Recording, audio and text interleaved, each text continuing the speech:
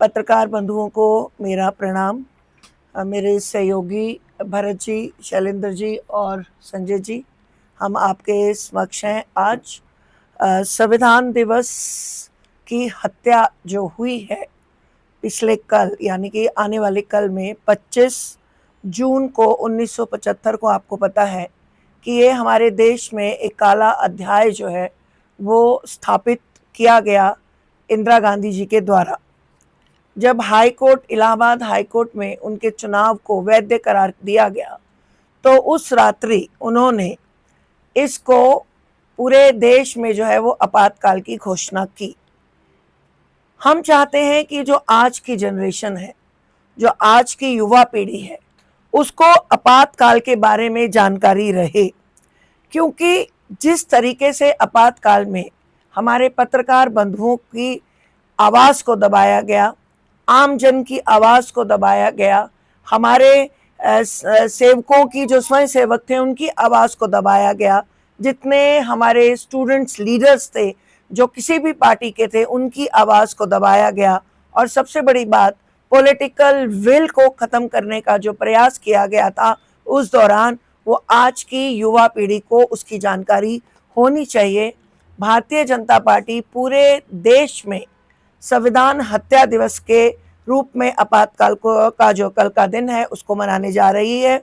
हमारे हिमाचल में 2 जगह इस कार्यक्रम को किया जा रहा है, एक शिमला में जो कि कालीबाड़ी में है, और उनके उसमें जो स्पीकर रहेंगे वो डॉक्टर राजीव बिंदल जी रहेंगे, और पालमपुर में किया जा रहा है जहाँ पे स्पीकर जो हैं वो शांता कुमार जी रहेंगे।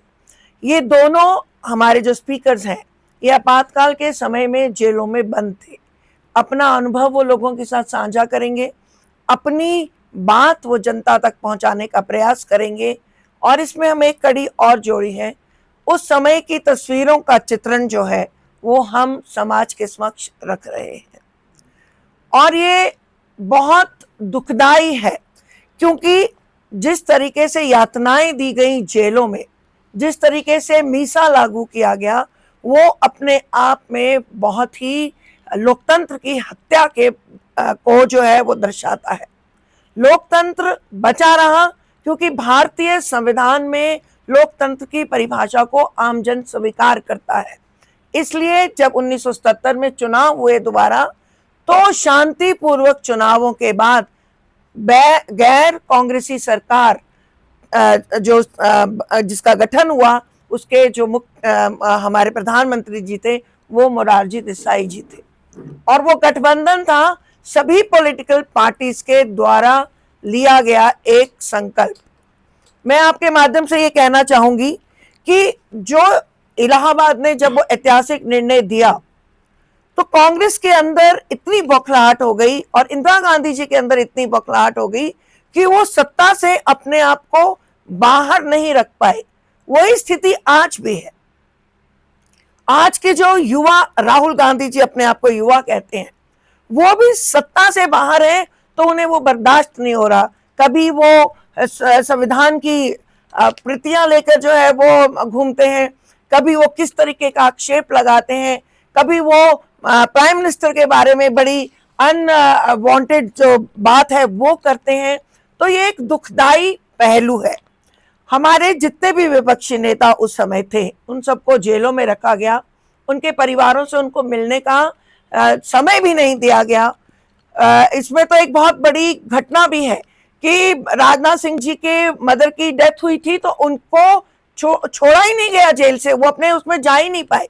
तो ऐसी ऐसी घटनाएं जो हैं वो दिल को दहला देती हैं। आज हमारा परिवार का कोई बच्चा अगर, या परिवार का कोई बुजुर्ग जेल में चला जाए तो हम कितने बेचैन होते हैं, और तब वो 21 महीने वो लोग जो हैं जेलों में रहे। प्रेस पर सेंसरशिप थी। आज आप स्वतंत्रता पूर्वक जो है वो अपनी बात जो है वो जनता तक पहुंचाते हैं, लोगों की बातों को अपने उस चैनल के माध्यम से पूरे देश में फैलाते हैं। तो वो प्रेस की सेंसरशिप जो थी वो बिल्कुल ही सख्त था कि आप इंदिरा शब्द से कुछ भी करते तो आपको अगले दिन जेल में डाल दिया जाता। न्यायपालिका के अधिकारों पे, स्वतंत्रता पे प्रश्न था। मौलिक अधिकार जो हम आम आदमी के थे वो बिल्कुल ही खत्म हो चुके थे। कई बार ये सोचा जाता है कि क्या इंदिरा गांधी जी ने सत्ता के लिए ये किया, और आज कांग्रेस ये बोलती है कि हमने स्वतंत्रता खत्म कर दी, हमने संविधान बदल दिया। संविधान तो कांग्रेस ने बदला और अपनी सत्ता पाने के उसमें उन्होंने अपने आप को उसमें लिप्त किया। तो मैं आपके माध्यम से ये कहना चाहूंगी कि मीसा जब लगा उसमें हमारे प्रदेश से बहुत सारे परिवार ऐसे थे जो कि जेलों में रहे। आज सोलन में उनमें से 2 व्यक्ति जीवित हैं, एक राजेश कपूर जी जो कि वैद्य हैं और एक निहाल चंद जी जो कि दिनेश जो उनका बेटा जो है वो दिनेश बैंकिंग जो चलाते हैं उनके फादर, ये 2 अलाइव हैं। और तीसरे हमारे शैलेंद्र गुप्ता जी के जो पिताजी थे वो जेल में रहे थे। तो ये चीजें जो मतलब ये ऐसे हमारे जीवन में हमारे आसपास ही उदाहरण है कि इन लोगों ने कितना कष्ट सहा, उनके परिवारों ने कितना कष्ट सहा। घर में कमाने वाला एक व्यक्ति और वो जेल में हो और उसके परिवार के बच्चे छोटे छोटे हों तो वो किस तरीके से अपना जीवन यापन करता होगा, ये एक बहुत बड़ा प्रश्न चिन्ह था उस जमाने में। और उस समय में, उस आपातकाल के समय में चुनाव स्थगित कर दिए गए और जबरन उस समय के आपातकाल के समय में जबरन नसबंदी की गई थी। तो ये हमारे लिए डॉट्स हैं, ब्लैक डॉट्स, जो कि दुखदाई हैं। हमारे आरएसएस के और एबीवीपी के युवाओं ने अंडरग्राउंड रहकर परिवारों की मदद करी, लोगों को कार्य दिया, उनको उन परिवारों का साथ दिया जो जेल में बंद थे। मैं ये भी कहना चाहूंगी कि उस समय हमारे जो आज के प्रधानमंत्री हैं वो युवा प्रचारक भी थे और वो गुजरात में उस समय सक्रिय थे। सरदार के भेष में उन्होंने रहकर आम जन तक लोगों को जागरूक करने का प्रयास किया आपातकाल के खिलाफ। लोकतंत्र जब तब बचता है जब आम जन जो है वो उसके साथ जुड़ता है। और जब दोबारा चुनाव हुए तो इंदिरा गांधी की बड़ी करारी हार हुई थी। लोकतंत्र को मजबूत करने के लिए आपके माध्यम से हम चाहते हैं कि आप युवा पीढ़ी से उनसे प्रश्न करें कि क्या आपको पता है आपातकाल कब लगा, क्यों लगा, किसने लगाया। क्योंकि अगर ये जागरूकता नहीं रहेगी तो लोकतंत्र को बचाने का प्रयास जो है वो बहुत मुश्किल हो जाएगा। और हम भारतीय जनता पार्टी के सभी लोग जो हैं वो लोकतंत्र की परिभाषा को समझते हैं, आपकी प्रेस की भी स्वतंत्रता को समझते हैं, आम व्यक्ति की अभिव्यक्ति को समझते हैं। इसके लिए हम आपसे ये कहना चाहेंगे कि मिलकर लोकतंत्र को चलाना है, उसमें आपका भी सहयोग चाहिए, सभी पत्रकार बंधुओं का सहयोग चाहिए, आमजन का सहयोग चाहिए।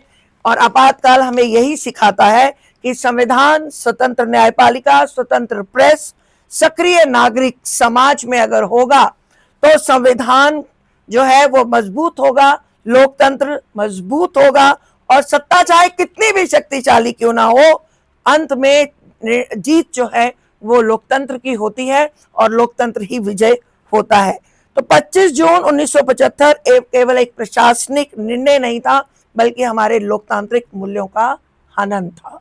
तो मैं आप तक ये बात पहुंचाना चाहती थी कि आइए मिलकर इस आपातकाल दिवस जो कि हमने संविधान की हत्या का दिवस के रूप में उसको मना रहे हैं, हमारा सहयोग करें। इसमें अगर कोई आर्टिकल देता है आपको तो उसको भी जरूर छापें ताकि जनता तक, युवा पीढ़ी तक ये बात जाए। इस पे डिबेट होनी चाहिए, इस पे बातचीत होनी चाहिए ताकि आम युवा भी इसके लिए खड़ा हो सके। धन्यवाद।